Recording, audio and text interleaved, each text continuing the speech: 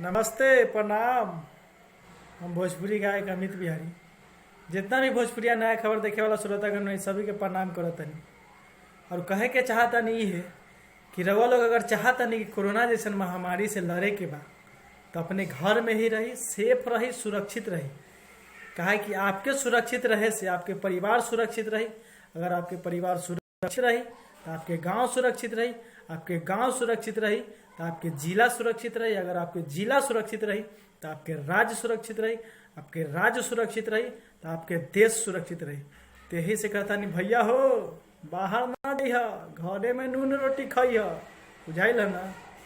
ऐसे कहता नहीं। हाँ, एक बात, जब भी रहो लग अगर बाहर निकल गली तो घर में आवे से पहले साबुन से हाथ बढ़िया से धोइया भैया लोग। बाहर निकले से पहले मुंह पर मास्क जरूर लगाइया।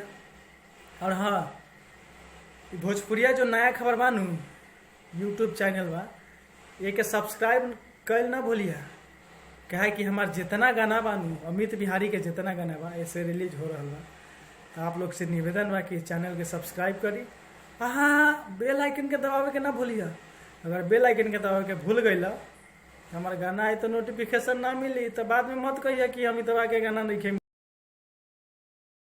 मिलता। ये आप लोग भोजपुरिया नया खबर के चैनल के सब्सक्राइब करी, बेल आइकन के दबाई, लाइक करी, शेयर करी, कमेंट करी, खूब मजा आ जाए। मिला था हमारे गाना नया चैनल से आई।